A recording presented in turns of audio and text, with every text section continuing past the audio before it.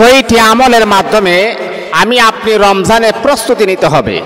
মনে রাখতে হবে, রমজানের রোজা রাখার পরে যদি এই ছয়টি অভ্যাস যদি আপনি পরিহার না করেন, এই ছয়টি অভ্যাস যদি আপনি না ছাড়েন, তাহলে আপনার রমজানের রোজা রাখার চাইতে না রাখাটাই ভালো। আপনি রমজানের রোজা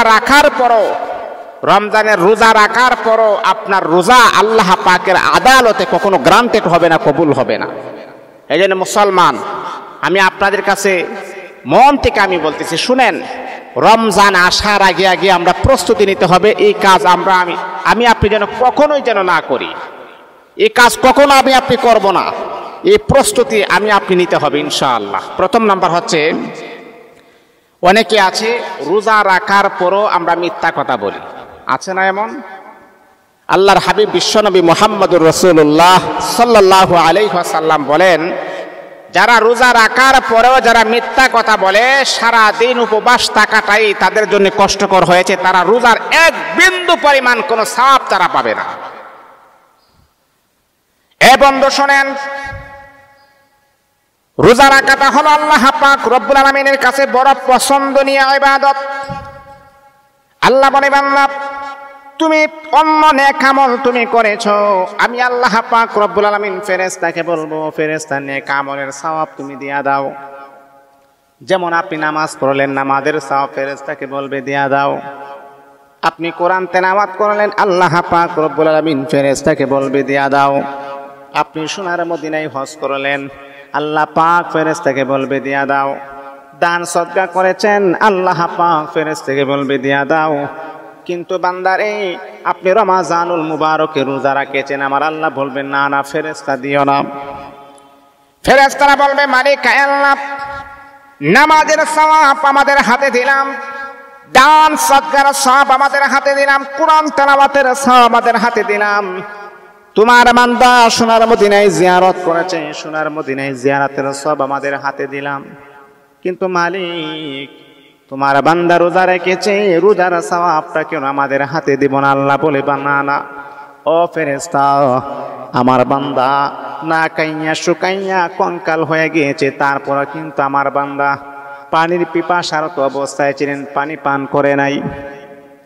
খাবারের প্রয়োজন ছিল, খাবার খাই নাই। দুনিয়ার কোন মানুষকে দেখানোর জন্য নয়, দুনিয়ার কোন মানুষের স্বাগতম ওয়েলকাম স্বাগতম পাওয়ার জন্য নয়, আমার বান্দা একমাত্র শুধুমাত্র কেবলমাত্র আমি আল্লাহ পাক রব্বুল আলামিনের সন্তুষ্টর জন্য আমার বান্দা রোজা রেখেছে। আমি আল্লাহ আমার নিজের কুদরতি হাতে আমার বান্দাকে আমি আল্লাহ পুরস্কৃত করব।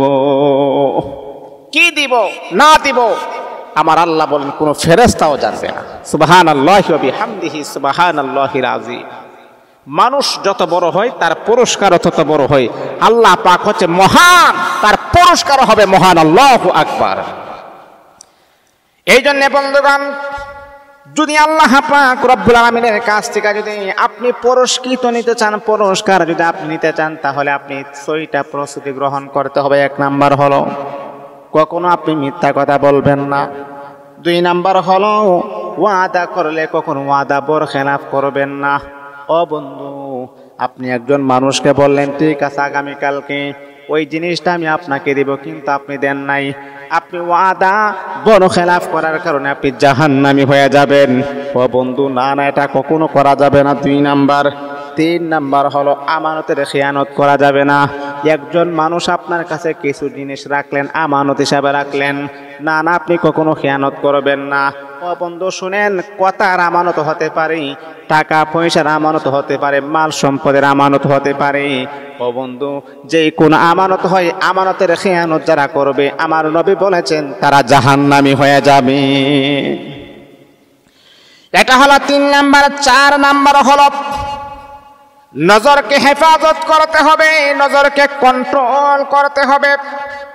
নবী বললেন, যারা মুমিন হবে, যারা মুত্তাকি হবে, তাদের নজর থাকবে হেফাজত। আল্লাহ পাক কুরআনুল কারীমের ভিতরে আমার আল্লাহ বলেন, কুল লিল মুমিনিনা ইয়াগুদ্দু মিন আবসারিহিম ওয়া ইয়াহফাযু ফুরুজাহুম যালিকা আযকা লাহুম ইন্নাল্লাহা খাবীরুম বিমা ইয়াসনাউন।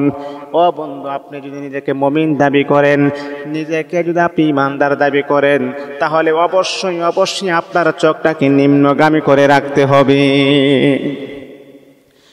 5 নাম্বার হলো লজ্জাস্থানের হেফাজত করতে হবে। লজ্জাস্থানের হেফাজত, এই 5টা প্রস্তুতি আমাকে আপনাকে নিতে হবে।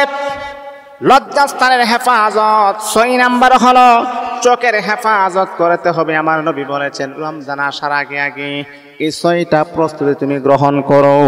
এই 6টা প্রস্তুতি যদি আমি আপনি গ্রহণ করতে পারি, আল্লাহ পাক রব্বুল আলামিন প্রত্যেকটা রোজার সওয়াব আমার আল্লাহ আমাকে আপনাকে দান করে দিবেন। ও বন্ধু, তা না হলে রোজা রাখলেও রোজার সওয়াব আমি আপনি পাবো না। রোজার পরিপূর্ণ সওয়াব যদি আমি আপনি পেতে চাই, তাহলে রমজান আসার আগে আগে এই 6টা প্রস্তুতি আমাকে আপনাকে গ্রহণ করতে হবে, মানতে হবে। তাহলে আমরা পরিপূর্ণ রোজার পরিপূর্ণ সওয়াব আমরা পেয়ে যাবো ইনশাআল্লাহ।